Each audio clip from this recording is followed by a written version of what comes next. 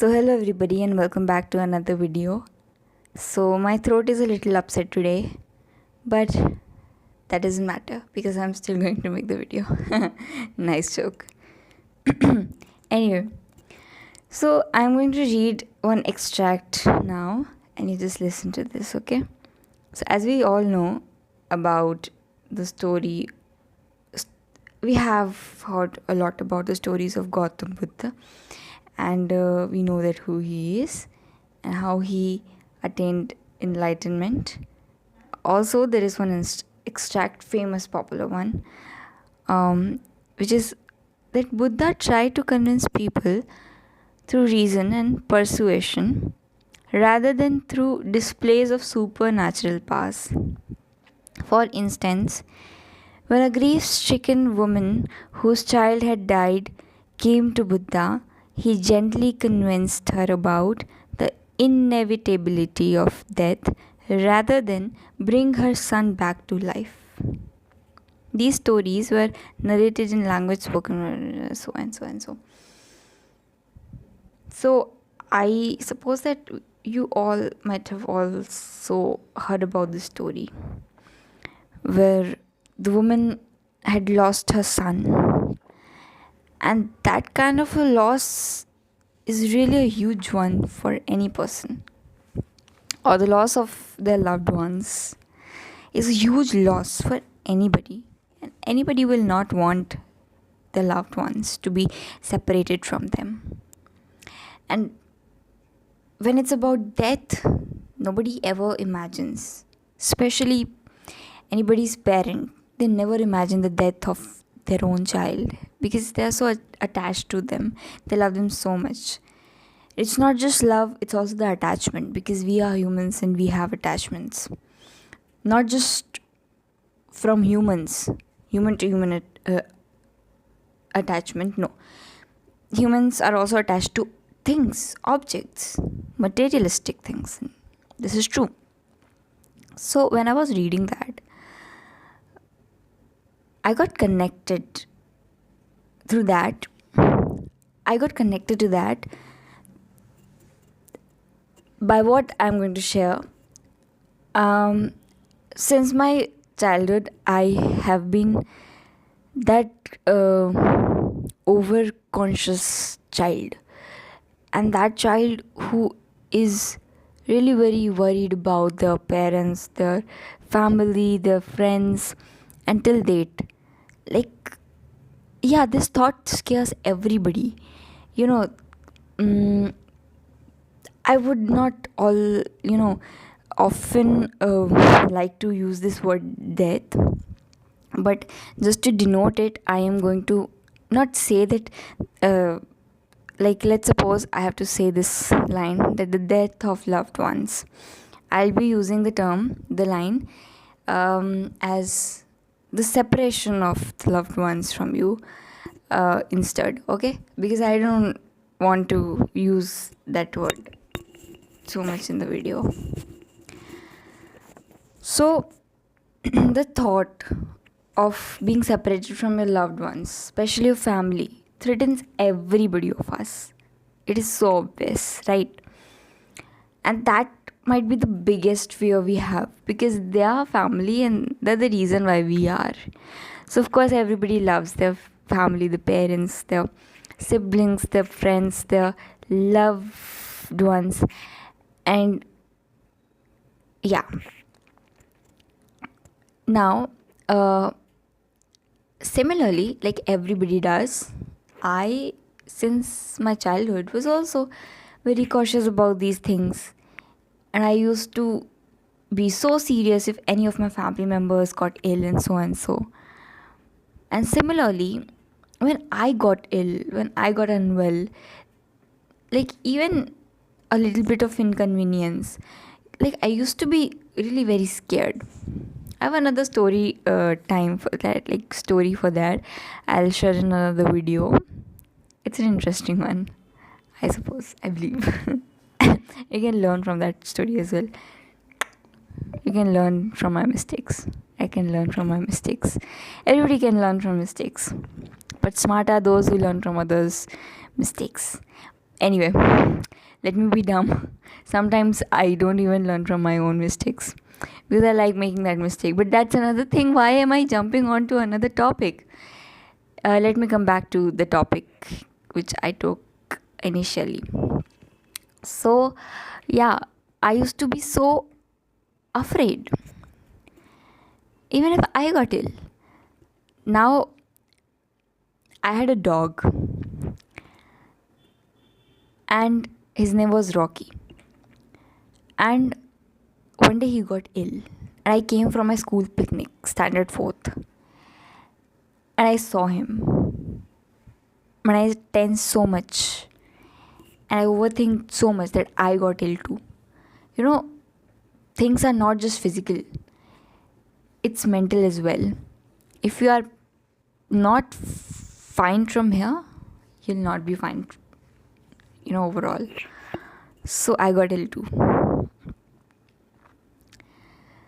It took me days to recover. I recovered only when my dog recovered, because it was not my body that was ill, it was my mind that was too tensed. A standard 4th or third student taking so much tension of things, of course they'll not be able to, like, I wasn't understanding that what is happening to me. Like, I am not ill, I know that, but I'm not feeling good. I'm not feeling good in the sense that I cannot concentrate on anything. What is happening to me? A similar sort of thing happened once when I had a little bit of inconvenience in my throat. I got so worried. Another story video over that. Okay, I don't want to make this video long. I lost my dog 2 years back, and when I lost him, I broke. Like, for the people who have dog, they might understand this, that they are just like our family members. And when I lost my dog, I just wanted him to be back, and I knew that he'll be back. I said my father, I said my mother, I knew that he'll be back. I wasn't accepting the fact that he's no more. Hours passed, days passed, weeks, months, years passed. I have accepted that he's no more. But still, when I think of it, like, time just makes you capable enough to deal with the situation. It does not heal anything. I always had that question that if you do good to people, then why do you suffer? Why do you face the distance from your loved ones? But when I faced it, and I had to accept it because I had no other choice than to accept the fact. Then I had to accept it. Then I remembered of a lot many things. Also the ball poem. I don't know whether it's poem or poem. Anyway, the ball poem, in which the boy had to accept that, okay, the ball he had lost is no more, and he has to move on, and he'll get a new ball, but still it won't be similar as to the older ball, and the boy will always remember the ball, but he has to accept the truth, at least, that the older ball is no more. Acceptance.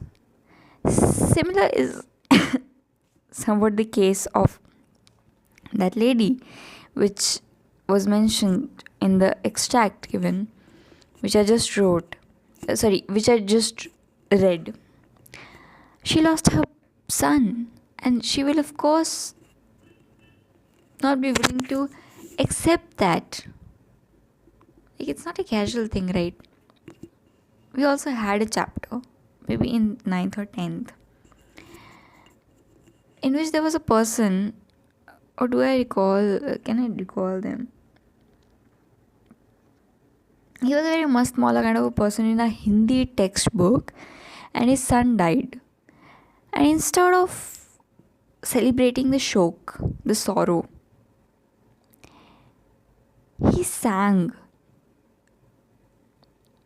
He was happy and he believed that ये आत्मा का परमात्मा से मिलन शुभ है. There is nothing to feel sorrow about. So maybe it's because of the level of understanding he has regarding life and the level of detachment he has from life. But anyway, whatever it is, but that is that we need to accept things and let go. So that is what I wanted to mention. Baki, I pray for your best, and I really do want to mention this one thing, like this thought. The first time I read it was over the Insta post caption of my brother. My brother does not usually post, but really he does, and one time he did and he wrote that caption, so I have read that. So I would like to mention that. So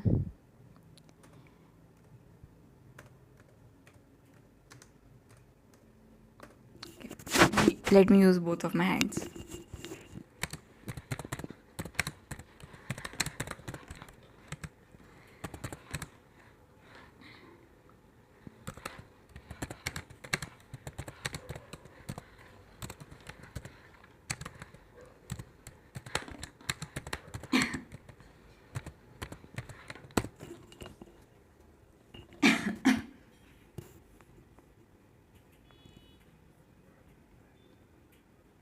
Just wait for a minute.